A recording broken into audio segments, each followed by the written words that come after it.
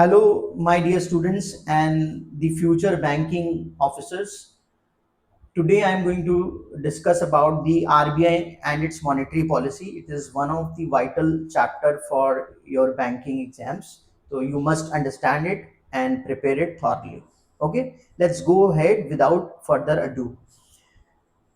First of all, what RBI? RBI is the apex regulation body for the banking industry. And these monetary policy are the tools through which the RBI regulate the Indian banking industry. And what are the tools we have the RBI have for this? There are certain quantitative tools that have got some numbers value. How it works, we will see in the upcoming slides. And there is another qualitative tools. This is also a very important tool. These are also very important tools through which RBI govern the Indian banking industry. Okay, so in this slide we will completely thoroughly understand, and only we will focus on the concepts that are important from the point of view of your banking exams. Okay, so let us go ahead.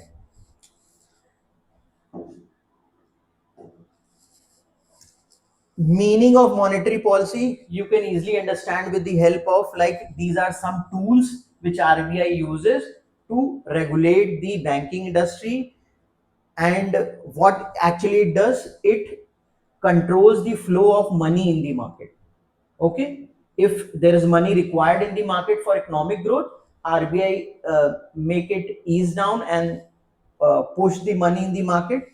And if there is a high inflation going on, then RBI sucks out the money from the market so that the inflation comes down. So it's a very complicated situation RBI has to take at time to time, because nowadays the market is very volatile.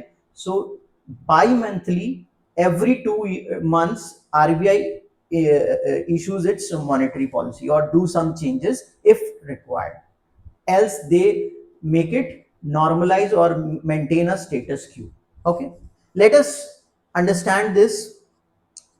The instruments are qualitative and quantitative. Qualitative means which we cannot see in the terms of numbers, and quantitative means which we have some numbers, like for example percentage we will have. So we'll understand it further. Acha, there are policy rates. These are the part of the quantitative, because these are the rates that we RBI uses for regulation of banks, and directs banks to follow these rates and use these facilities. Now, the objective of monetary policy: price stability, growth, employment, and financial stability. Acha, one by one we will understand, because this is very, very important to understand the objective. Price stability. For example, uh, there is a huge demand of a particular product in the market, and there is a minimum supply of that product. Automatically the price of that product will increase.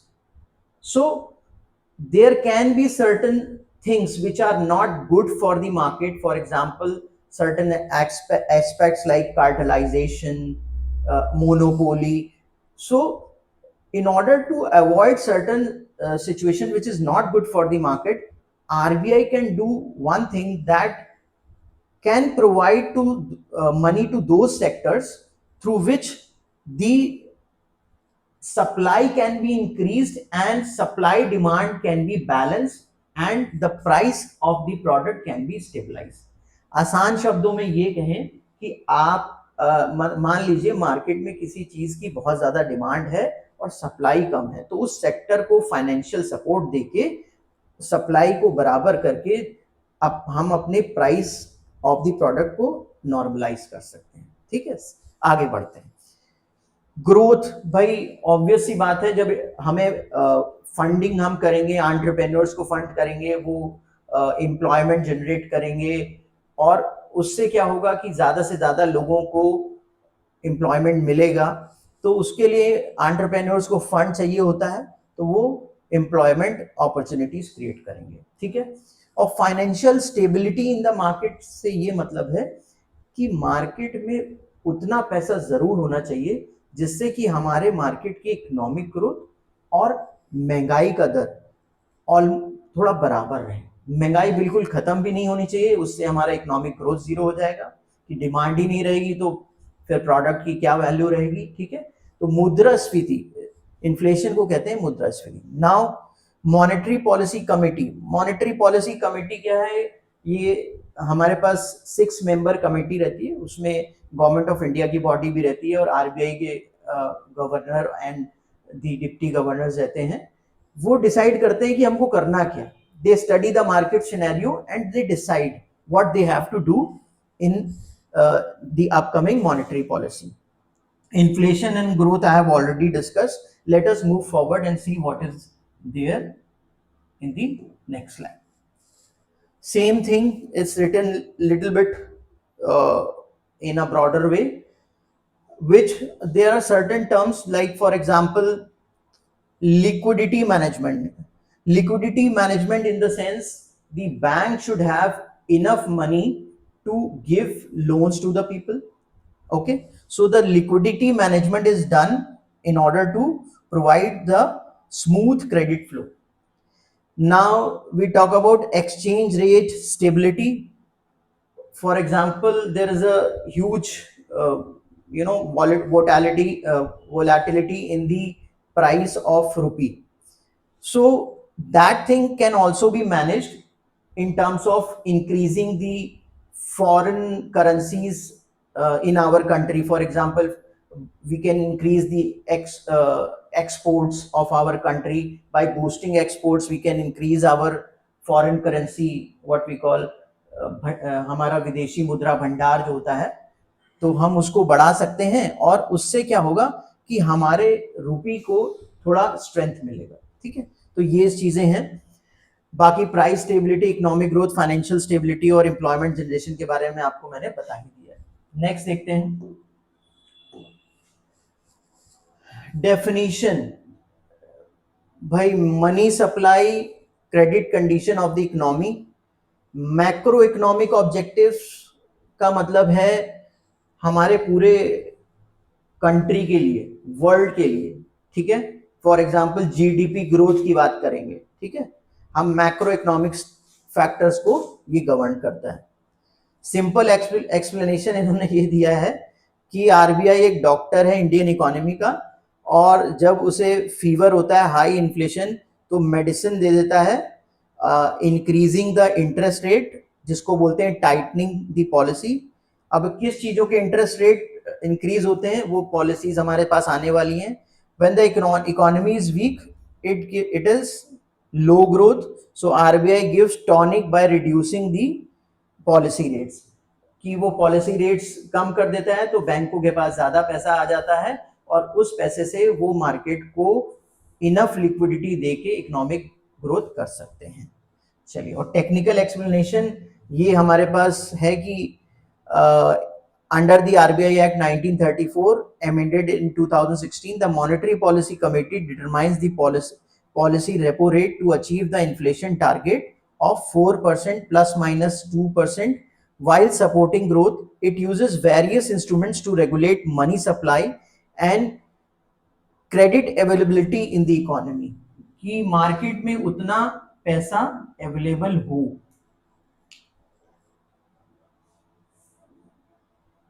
Again, I think we have to move forward. Types of monetary policy, आसान शब्दों में समझें, expansionary monetary policy, जिसमें हमारे पास economic growth नहीं हो रही है, इकोनॉमिक ग्रोथ को बूस्ट करने के लिए मार्केट में पैसा चाहिए, तो हमारी आरबीआई क्या करती है, अपने रेट्स को ईज डाउन करती है, जिससे कि बैंकों के पास ज्यादा पैसा जाए और वो पैसा मार्केट में फ्लो करे और उससे इकोनॉमिक ग्रोथ हो। ये क्या है, जब इन्फ्लेशन बढ़ जाती है तो वो क्या करती है, अपने मॉनेटरी पॉलिसी को थोड़ा सा टाइट कर देती है, अपने पॉलिसी रेट्स को इंक्रीज कर देती है, जिससे बैंकों के पास जो पैसा है वो आरबीआई के पास आ जाए, या बैंकों के पास कम पैसा रहे, जिससे कि वो कम लोन्स बांटे, जिससे लोगों के हाथ में ज़्यादा पैसा नहीं रहेगा, तो मार्केट को थोड़ा सा स्टेबलाइज कर सकते हैं और इन्फ्लेशन हमारी कम हो सकती है। आसान शब्दों में कहें तो भाई मार्केट में जितना ज़्यादा पैसा होगा उतनी महंगाई होगी, क्योंकि जितना जेब में पैसा होगा उतना ज़्यादा हम खर्च करेंगे, उतनी डिमांड क्रिएट करेंगे, और जिस चीज़ में डिमांड ज़्यादा होती है तो उसकी प्राइस भी बढ़ती है। ठीक है, ये कॉन्सेप्ट इसमें लगता है। अब इसमें कुछ मेजर्स लिखे हुए हैं। डिक्रीज रेपो रेट, तो अभी तो के लिए आप समझ लीजिए कि वो रेपो रेट को डिक्रीज कर देता है, सीआरआर एसएलआर को डिक्रीज कर देता है। Buy securities open market operations में क्या करता है कि बैंक से सिक्योरिटीज खरीद लेता है, तो बैंक के पास ज्यादा पैसा आ जाता है।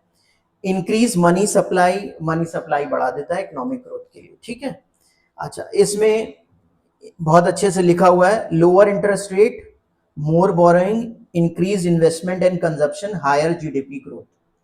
दूसरा, high inflation, over heating economy, asset price bubbles, increase repo rate, increase CRR SLR.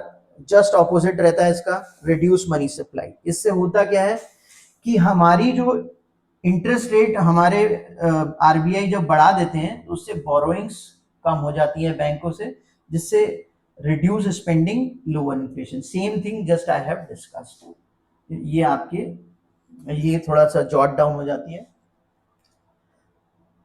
भाई price stability of the product, भाई महंगाई को मेंटेन, मतलब महंगाई को ज़्यादा ना बढ़ाए, इसलिए हमारा एक ऑब्जेक्टिव आरबीआई का होता है। इकोनॉमिक ग्रोथ एडिक्वेट रहे, मार्केट में इनफ लिक्विडिटी रहे जिससे बैंकिंग इंडस्ट्री अपना वर्क कर सके, क्रेडिट कंट्रोल, एक्सेसिव लेंडिंग ना हो पर्टिकुलर सेक्टर्स को, जो हमारे इंपॉर्टेंट प्रायोरिटी सेक्टर्स हैं उन पे भी ध्यान दिया जाए। ठीक है, और ये भी चेक किया जाता है कि इंटेंशनली तो कहीं लैंडिंग नहीं हो रही है क्रेडिट की, कि भाई किसी पर्टिकुलर सेक्टर को बैंक सपोर्ट कर रहा है, तो ये सारी चीजें हमारे पास क्रेडिट कंट्रोल में आ जाती हैं। Employment generation, the more is the growth, more would be the employment generation. Exchange rate stability, the more we have the foreign currency in our country, there will be a more price stability of our Indian rupee in comparison to the other currencies. Financial inclusion, like bank wants to give this particular right to every citizen of our country, that every citizen should have the bank account in our country. This particular thing is called financial inclusion. For that we have got Jan Dhan account in 2014. आप इसके बारे में थोड़ा सा, जन धन के बारे में हमारी पुरानी स्लाइड्स में दे रखा है। नाउ क्वांटिटेटिव टूल्स, मैंने आपसे बात की थी कि हमारे पास दो तरह की मॉनेटरी पॉलिसी के टूल्स हैं, क्वांटिटेटिव एंड क्वालिटेटिव। तो क्वांटिटेटिव की अगर हम बात करें तो पहला इसमें आता है रेपो रेट। देखिए, रेपो रेट वो रेट होता है जिस रेट पे बैंक्स आरबीआई से मनी लेंड कर सकते हैं if they require money for further lending. Okay, so rate at which RBI lends to the bank for an overnight, and ज्यादा समय के लिए नहीं, ओवरनाइट के लिए। Another thing, MSF, marginal standing facility. Earlier before 2022 this name was a little bit different. Actually it was SDF. Now marginal standing facility is emergency lending. For example, there is a high need of money in the market, so RBI can provide this, banks can borrow money from RBI under this scheme as well. Okay, now comes the CRR, cash reserve ratio. This is something which every bank has to maintain with RBI in order to avail all these services like repo rate facility, MSF facility. CRR is the certain percent to be kept with RBI, and RBI does not pay any kind of interest on it. It's like cash reserve ratio, and it is only maintained in the form of three things. One is cash, second is government securities, third is the government securities, cash, and the gold. Third is the gold. Now, open market operation like buying and selling of government securities from the bank. Like for example, if RBI has to squeeze out money from the market, then RBI will sell government securities and absorb excess of money from the economy or from the Indian banking industry. Similarly, the next is SDF. From before 2022, the SDF was known with the name of reverse repo rate. This is something which is a facility given to the banks. Suppose if they have got excess money with them and somehow they are not able to lend all of their money, so that particular amount of money they can keep with the RBI and RBI will pay certain amount of interest on it.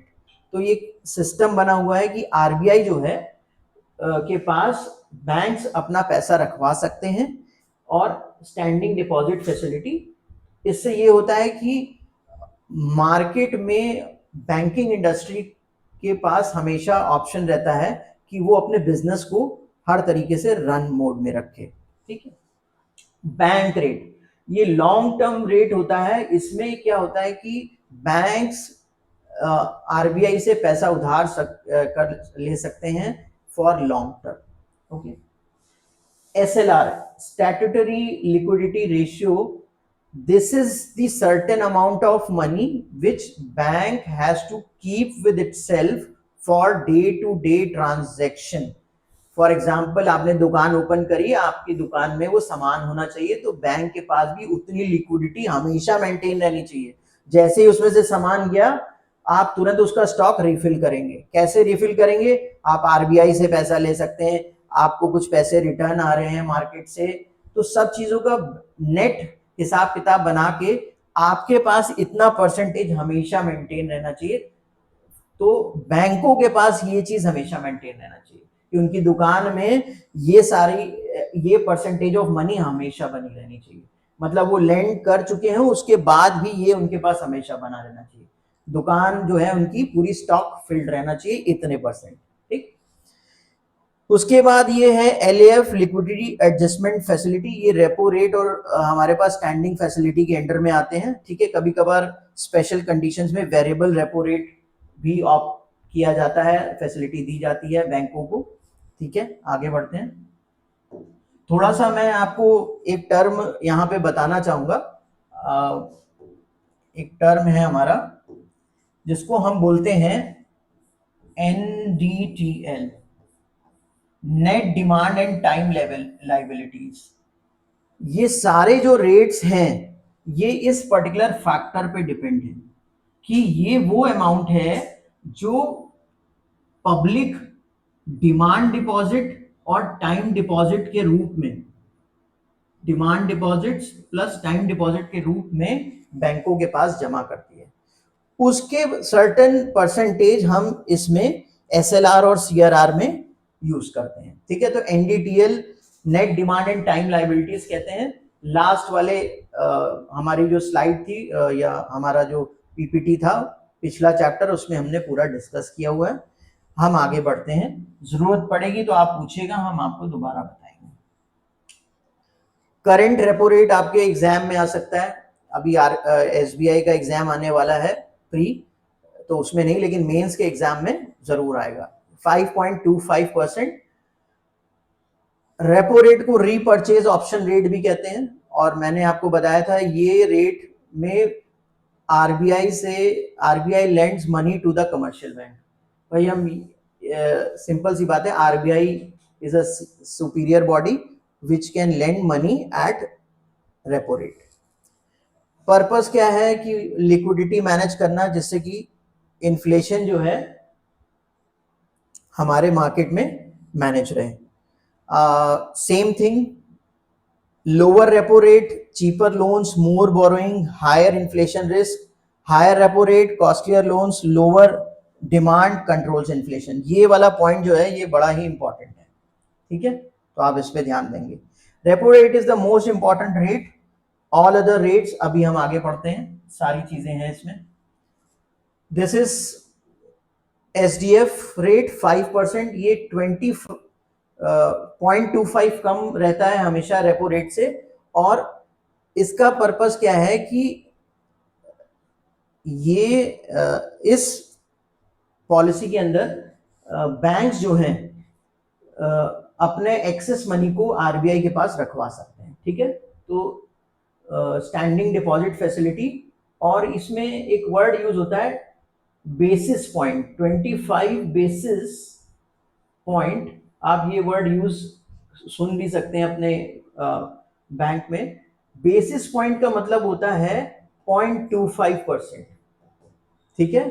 तो ये basis point, अगर वो terminology use हो रही है तो आप ये समझ लीजिएगा 0.25%, मतलब 100 बेसिस पॉइंट का मतलब हो जाएगा, बेसिस पॉइंट का मतलब हो जाएगा 2%, सॉरी 1%, ठीक है भाई। अब ये सेम फैसिलिटी पे, इसको याद करने के लिए मेमोरी ट्रिक है, safe deposit facility.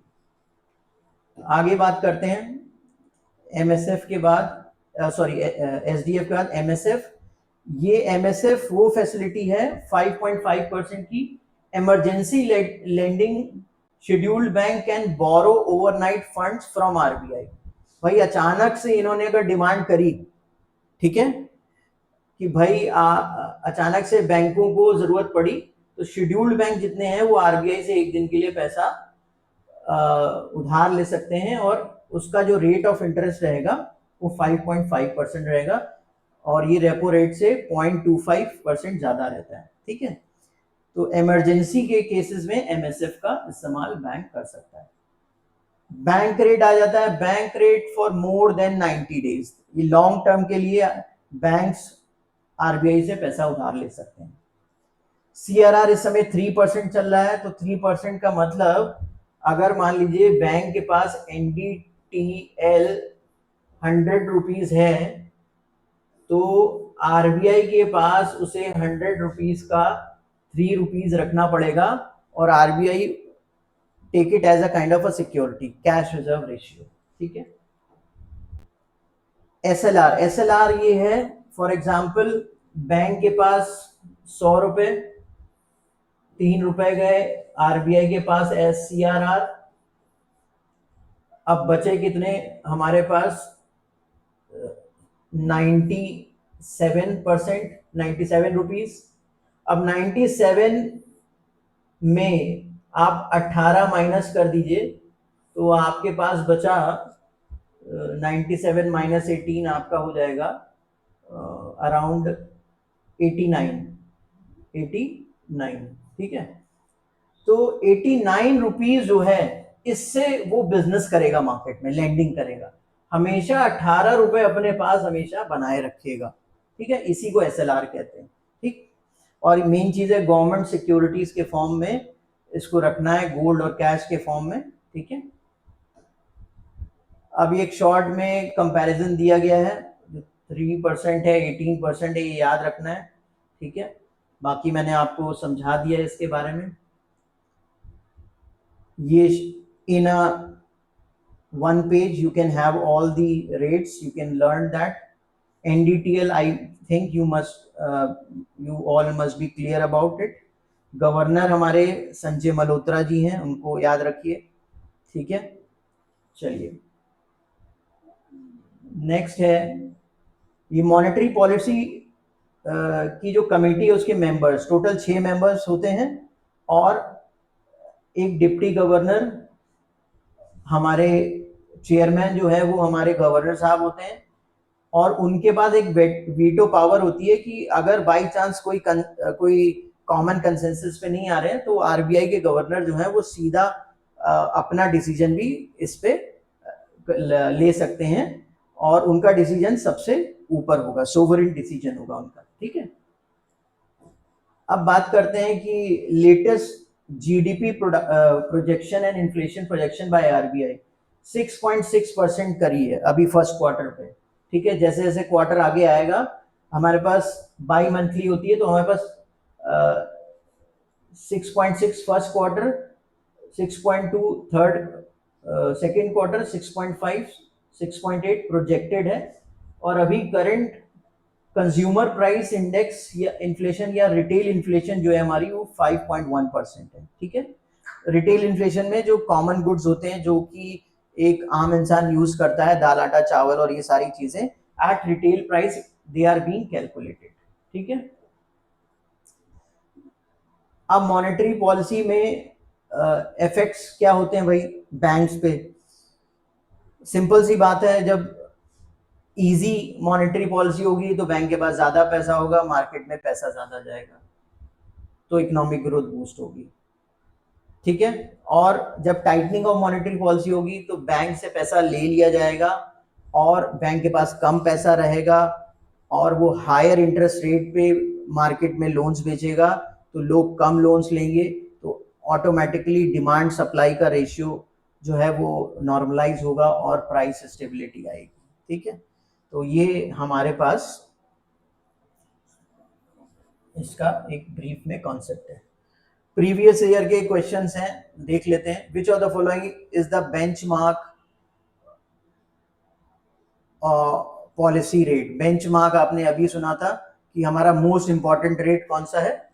Repo rate, ठीक है। इसी के आगे और पीछे फॉर एग्जांपल 0.25 ज्यादा 0.25 कम हमारे अदर रेट्स डिसाइड होते हैं। पहले रेपो रेट होता है और हमेशा 0.25 ज्यादा इससे हमारा बैंक रेट होगा और 0.25 इससे कम जो होगा वो हमारा जो स्टैंडिंग डिपॉजिट फैसिलिटी होती है वो रहेगा, ठीक है। SDF rate is how many basis point below? देखिए नेक्स्ट क्वेश्चन आ गया 25 बेसिस पॉइंट, ये बेसिस पॉइंट वाला टर्म आपको आना चाहिए।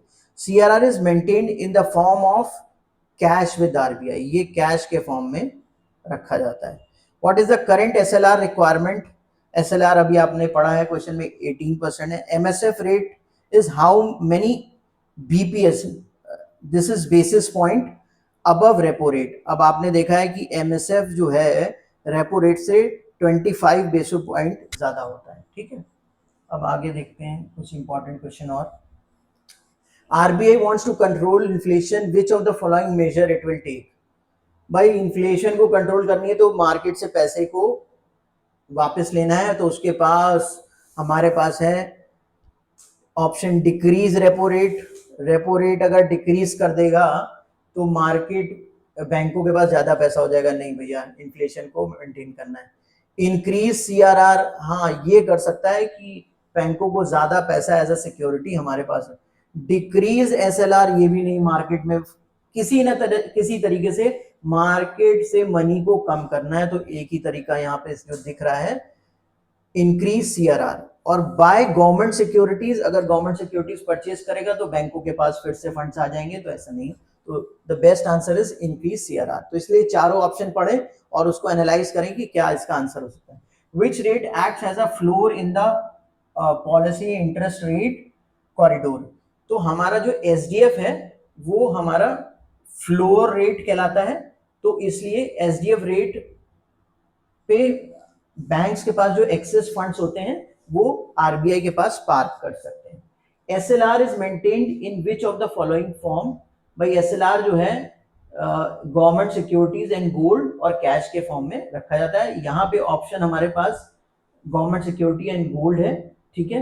जनरली एसएलआर हमेशा गवर्नमेंट सिक्योरिटी और गोल्ड पे इसलिए प्रेफर किया जाता है कि वो एक ऐसी चीज है कभी भी लिक्विफाई हो सकती है, उसकी लिक्विडिटी जो है ज्यादा है, ठीक है। तो तुरंत गवर्नमेंट सिक्योरिटीज और गोल्ड जो है it is just equivalent to cash. The inflation target sets by RBI under the monetary policy framework अभी जो है हमारे पास इसी स्लाइड में हमने पढ़ा था 4% plus minus 2%। This is the target range. इस रेंज में अगर हमारे मार्केट में इन्फ्लेशन चल रही है देन हमारी economy is going very good, ठीक है। तो ये हमारा टारगेट रेट है और इसके साथ हमारे माइंड मैप है, एक बार ध्यान से देख लीजिए इसको। एग्जाम के कुछ ट्रिक हैं भाई। Standing deposit facility repo rate से -25 बेसिस पॉइंट करेंगे तो हमारा फ्लोर आ जाएगा। एमएसएफ में रेपो प्लस 25 बेसिस पॉइंट करेंगे तो सीलिंग मैक्सिमम लिमिट आ जाएगी। जैसे सीलिंग छत को कहते हैं, फ्लोर नीचे कहते हैं। Bank rate equal to MSF rate रहता है। CRR cash with RBI no interest. SLR liquid asset with banks.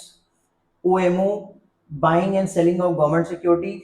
Remember higher rates equal to contractionary और लोअर रेट एक्सपेंशनरी। मतलब हायर रेट्स होंगे तो इन्फ्लेशन कम करनी है, लोअर रेट्स होंगे तो इकोनॉमिक ग्रोथ बूस्ट करनी है। Primary objective price stability, secondary objective growth and employment. और इस समय न्यूट्रल स्टांस है, मतलब there has been no change in the monetary policy. RBI has maintained the status quo. Common mistakes, you can go through them and see this should not be there. And with that, I would like to thank you, all of you, for listening to me patiently, and I'm very happy that you guys are actually doing something for your future, and I wish you all the best. Thank you.